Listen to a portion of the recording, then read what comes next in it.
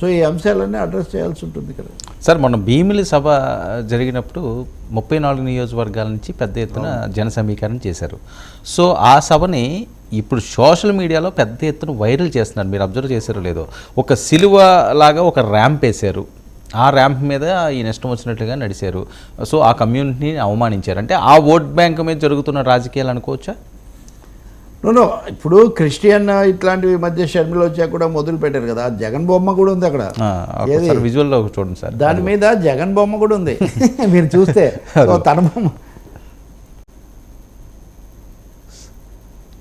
So ఆ విజువల్కి సంబంధించి నేను చెప్పేది ఏంటంటే, ఇట్లాంటివన్నీ ఒకవేళ పొరపాటు పడి ఉంటే ఇంకో చోట డిజైన్ మార్చుకుంటారు. దాన్ని బట్టి ఓటర్లు ఏం నిర్ణయాలు చేస్తారని నేనేమనుకోను. మన ఓటర్లు చాలా తెలివైన వాళ్ళు, దేనికి అంత ఇంపార్టెన్స్ ఇవ్వాలో వాళ్ళు చేయగలుగుతారు. ఇప్పుడు క్రిస్టియన్ ఫ్యాక్టర్ మీద టార్గెట్ చేయాలి. Christian in the sense Dalit, read Dalit. అవును, ఆంధ్రప్రదేశ్లో దళిత్ ఇదిగా ఉంటారు కాబట్టి దాన్ని చాలా బ్లోఅప్ చేసేటటువంటి ఒక ప్రయత్నం జరగవచ్చు. అది ఏదో పట్టించుకునే వాళ్ళు పట్టించుకుంటారు, కానీ మిగతా వాళ్ళకి సంబంధించి అంటే అది యాజ్ ఇట్ ఈజ్కి అలాగే ఉన్నట్టున్నా సార్. అది మరి కాకతాళీయంగా జరిగిందా, ఏం జరిగింది అనేది ఇది అడ్వాంటేజ్ అయ్యింది ట్రోల్ చేయడానికి. ఆయన్ని చూడండి సార్, ట్రోల్ చేయడానికి 1000 టాపిక్స్ చెప్తాను నేను చెప్పేది ఒకటే, ట్రోల్స్ని బట్టి ఓటర్స్ ఏమి డిసైడ్ చేసుకోరు అని నేను చెప్తున్నా. మూడవది, ఇది ఒక ధర్మ సంకటం. భారతదేశంలో ముగ్గులు వేస్తారు, ముగ్గుల్లో జాతీయ నాయకులు వేస్తారు, హ్యాపీ సంక్రాంతి అని వేస్తారు. మనం తొక్కుకుంటే మీరు ఎంత లేదు ఎగురుకుంటే వెళ్ళినా రెండో రోజు మీరు తొక్కుతారు.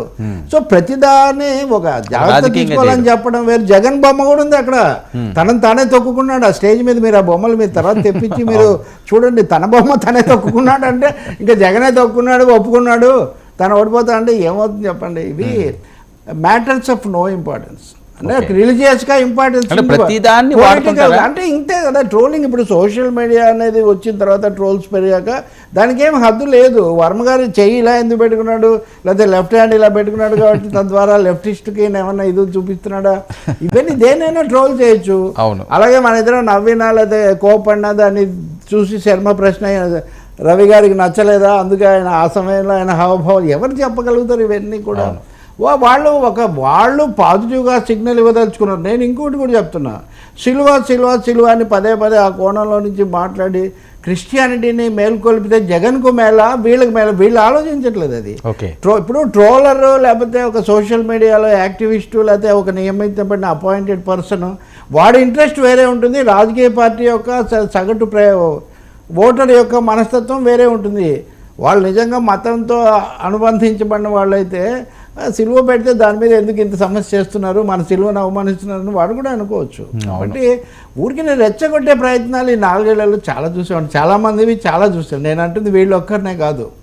ఇప్పుడు చంద్రబాబు నాయుడు చెప్పులేసుకెళ్ళాడు గుళ్ళోకి అని వీళ్ళు వేసి దాని చుట్టూ రౌండప్ చేసి 1 గంటల తరబడి చూపించారు. జగన్ ఇలా చేశాడని వాడు చూపించారు. ఇవేమి ఆయన ఓట్లను దెబ్బతీయలేదు, ఈయన ఓట్లను దెబ్బతీయలేదు.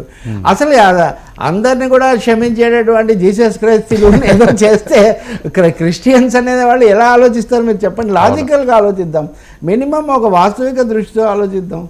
సో ఏం తెలియకి క్షమించమనే కదా చెప్పేది అక్కడ. అందుకనే వీళ్ళని కూడా క్షమిస్తాడు. క్రీస్తు తత్వం అనేది ధోరణిలోనే ఆలోచిస్తే ట్రోలర్స్ను జగన్ను ఒకవేళ పొరపాటు చేస్తుంటే జగన్ను అందరినీ చేయటమే. చిరంజీవి డైలాగే కానీ క్షమించడం ఇష్టం ఉండదని క్రీస్తు డైలాగ్ కాదు కదా. బట్ చిరంజీవి కూడా చాలా ఎక్కువగానే క్షమిస్తాడు ప్రాక్టికల్గా. కాబట్టి నేను చెప్పదలుచుకుంది ఏంటంటే, దీనికి ఏం చెప్తారు ఇప్పుడు చూద్దాం, ఏమైనా చెప్తారేమో. ఇప్పుడు జగన్ బొమ్మ కూడా ఉంది అక్కడ, వైసీపీ సింబల్స్ కూడా ఉన్నాయి, వాటిని కూడా తొక్కుంటారు.